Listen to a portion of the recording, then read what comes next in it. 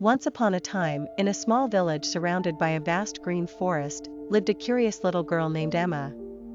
Emma loved reading books about adventures, but she longed to have an adventure of her own.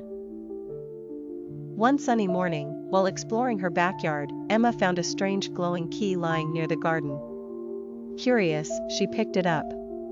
As soon as she held it, a tiny voice whispered, "Follow the golden path." Emma looked around and noticed a faint, glowing trail leading into the forest. Without hesitation, she followed the trail. As she walked deeper into the woods, the trees seemed to come alive. The leaves whispered secrets, and the birds chirped in melodies she'd never heard before. Soon, Emma reached a grand oak tree with a tiny door at its base. The glowing key in her hand began to shimmer even brighter. Emma inserted the key into the door, and it creaked open, revealing a magical world filled with sparkling rivers, talking animals, and candy-colored flowers. "Welcome, brave Emma," said a wise old squirrel named Professor Nutty. "We need your help. The magic forest's crystal of light has been stolen by the Mischief Goblins. Without it, our forest will lose its magic." Emma felt both excited and nervous. "What can I do to help?" she asked. Professor Nutty handed her a map. "Follow this trail to the Goblin's cave. Along the way, you'll face 3 challenges.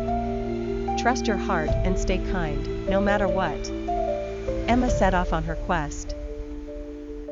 The first challenge, the river of questions. At the edge of a shimmering river, a talking fish named Finn appeared. "To cross the river, you must answer my riddle," he said. The riddle was, "What has roots as nobody sees, is taller than trees, up it goes, and yet it never grows?" Emma thought for a moment and then smiled. "A mountain," she exclaimed. Finn splashed happily. "Correct. You may cross." The second challenge, the kindness bridge. Emma soon reached a broken wooden bridge, guarded by a grumpy troll. "Pay me gold, or you can't pass," he growled. Emma didn't have gold, but she noticed the troll's tattered shoes. "Your feet must hurt in those old shoes," she said kindly. "Would you like me to fix them with this string I have?" Surprised by her kindness, the troll softened. "No one's ever been nice to me before. Thank you, little one." He repaired the bridge himself and let Emma cross. The third challenge, the Goblin's trick. At last, Emma arrived at the Goblin's cave. The Mischief Goblins surrounded her, holding the crystal of light. "If you can guess which of us has the crystal, we'll return it. If not, you'll never leave." Emma noticed that one goblin looked nervous, clutching his pocket tightly. "It's you," she said confidently. The goblin gasped and handed her the crystal. "How did you know?" he asked. "Because you seemed worried," Emma replied. "But I'm not mad. Maybe you were just lonely and wanted attention. Would you like to join us in the forest and make new friends?"